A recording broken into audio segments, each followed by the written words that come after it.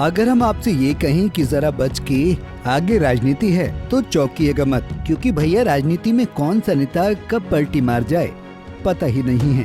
शायद तभी घर वाले ठीक ही कहते हैं कि मुन्ना, किसी का भी भरोसा कर लेना पर नेताजी का भरोसा मत करना। आज के दौर में राजनीति में जिस तरह की उथल पुथल होती है, उसने आंखों को ये विश्वास कराना ही बंद कर दिया है कि राजनीति में भी भैया कोई अपना हो सकता है। ना बाबा ना, राजनीति में कोई अपना नहीं है। किसी पर भी आंख मूंद कर विश्वास ना करिएगा। कम से कम बिहार के चीफ मिनिस्टर नीतीश कुमार को लेकर शुरू हुई अटकलें तो यही कह रही हैं। अटकलें ऐसी कि नीतीश बाबू फिर से एनडीए का दामन थाम सकते हैं।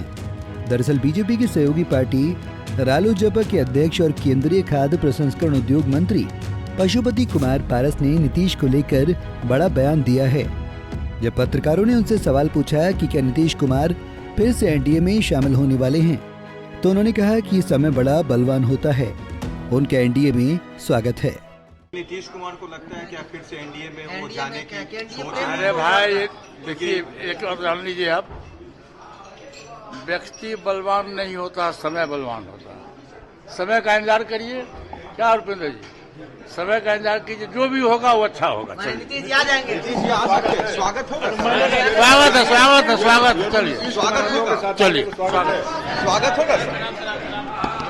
नीतीश कुमार के एनडीए में शामिल होने की अटकलों के बाद से राजनीति गलियारों में कोहराम मचा हुआ है। नीतीश के बारे में हर कोई अपने नजरिए से सोच रहा है, बोल रहा है, कह रहा है। बिहार के गया में राष्ट्रीय लोक जनता दल के राष्ट्रीय अध्यक्ष उपेंद्र कुशवाहा ने कहा कि नीतीश कुमार आरजेडी के चक्रव्यूह में बुरी तरह फंस गए हैं।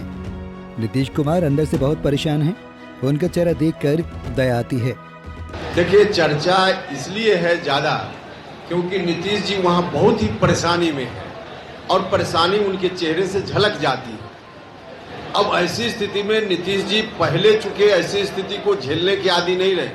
जब जब ऐसी स्थिति आई है तब तब नीतीश जी ने कुछ निर्णय लिया है, तो उनका जो पुराना रिकॉर्ड रहा है उसको देख करके लोगों के मन में यह शंका होती है कि नीतीश जी शायद फिर कोई नया निर्णय लेंगे, लेकिन यह विषय उनका है, इस पर मेरी क्या टिप्पणी होगी। अचानक कैबिनेट की बैठक बुलाई गई है। देखिए, कैबिनेट की बैठक अचानक नहीं होती है। अरे मंगलवार को नहीं होकर सोमवार की हो रही, इसमें क्या है। सर, मगध में आप हैं, मगध में कितने सीटों की अपेक्षा कर रहे हैं? नहीं, देखिए, हम तो एनडीए की ओर से 40 जगह चुनाव लड़ना है, आप सब लोगों को मालूम है। उसमें एनडीए के अंतर्गत जितनी पार्टी है, सब पार्टी अपने अपने हिसाब से बात करके तय करेगी कि कहाँ कौन पार्टी लड़े, लेकिन एनडीए को तो 40 में 40 लड़ना है और हमारी पार्टी की कोशिश भी है। हमारा संगठन भी सब जगह मजबूती से खड़ा हो रहा है और 40 में 40 कैसे एनडीए जीते ताकि भारत के प्रधानमंत्री के पद पर फिर से नरेंद्र मोदी जी बैठे, यह हमारा विषय है और इस हिसाब से अभी हम काम कर रहे हैं। अपना वजूद पाने के लिए राष्ट्रीय लोक जनता दल तो कुछ तो सीट की अपेक्षा रखती होगी ना? या कह तो रहे, गठबंधन में राष्ट्रीय लोक समता पार्टी की ओर से भी उम्मीदवारी होगी, बाकी पार्टियों की ओर से भी उम्मीदवारी होगी, लेकिन कहां से कब उम्मीदवारी होगी, कितने सीटों पर उम्मीदवारी होगी, यह विषय जहां का विषय है वो हम तय कर लेंगे, उसके बाद बता पाएंगे ना। नीतीश के एनडीए में शामिल होने की अटकलों का तेज होना भी स्वाभाविक है, क्योंकि बीते कुछ दिनों से नीतीश कुमार की एक्टिविटी भी कुछ ऐसा ही इशारा कर रही है। बीते सोमवार को नीतीश कुमार ने बीजेपी के आदर्श पुरुष माने जाने वाले पंडित दीनदयाल उपाध्याय की जयंती कार्यक्रम में शिरकत की, जबकि सीएम नीतीश ने हरियाणा के कैथल में होने वाले ताऊ देवीलाल के जयंती समारोह में नहीं जाने का निर्णय किया था। तब इस कार्यक्रम में नीतीश बाबू को बतौर मुख्य अतिथि इनवाइट किया गया था। इस बात को लेकर जब सीएम नीतीश से सवाल पूछा गया तो उन्होंने कहा कि वो सबकी इज्जत करते हैं। सर, तेजस्वी जी ने विरोध किया था दीनदयाल जी की जयंती का बनाने का, आज शामिल हुए, क्या कहे तेजस्वी जी? कब कहे? आपने सदन में कहा था तेजस्वी जी, आपने कहा था रिकॉर्ड में। ऐसे ही आप कह रहे हो। आप आपके रिकॉर्ड में है। जो चीज पहले से सरकार की तरफ से तय किया विरोध तो सब लोग आते हैं भाई जयंती के समारोह में, तो उसके लिए हम लोग इधर उधर नहीं करके सबकी इज्जत करते हैं ना। ऐसा पहली बार नहीं है जब नीतीश कुमार ने कोई ऐसा संकेत दिया है, बल्कि वो बीते दिनों से कई बार ऐसे संकेत दे चुके हैं। दिल्ली में G20 समिट के दौरान जब वो पीएम मोदी से मिले थे तो खूब ठहाका लगाकर हंसते नजर आए थे।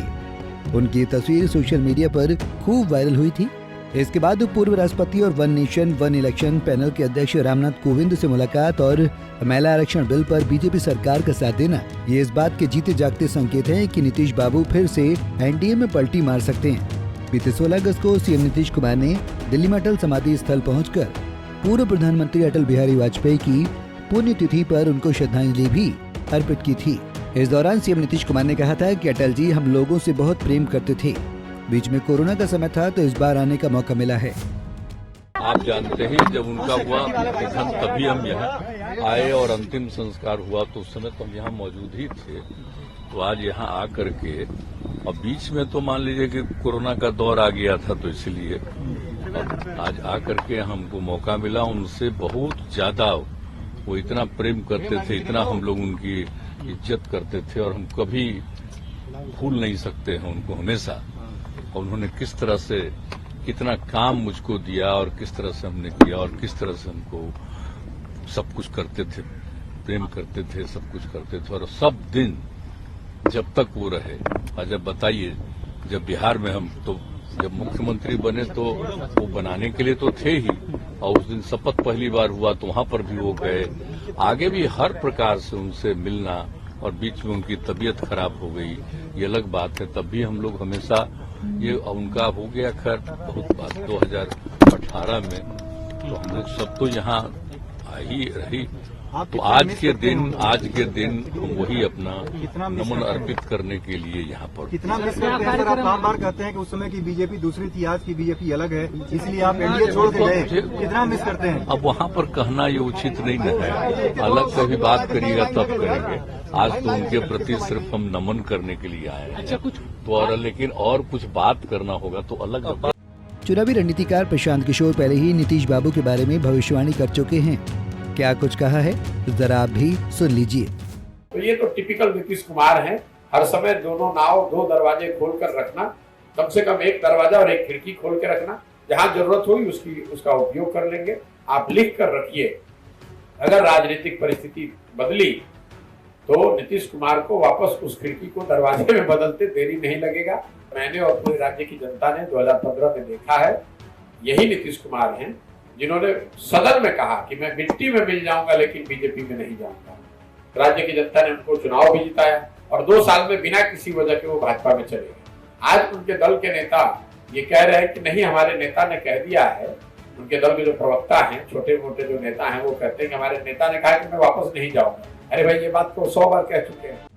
अगर नीतीश कुमार एनडीए में शामिल होते हैं तो जाहिर सी बात है कि विपक्ष को एक बड़ा झटका लगेगा और राजनीतिक समीकरणों के ग्लेशियर पिघलते नजर आएंगे। नीतीश के चले जाने से लोकसभा चुनाव 2024 में विपक्ष को काफी दिक्कतों का सामना करना पड़ सकता है। Bureau report, Punjab Kesari TV. हमसे जुड़े रहने के लिए हमारे YouTube चैनल को सब्सक्राइब करें और नई वीडियो की नोटिफिकेशन के लिए बेल आइकॉन को दबाएं।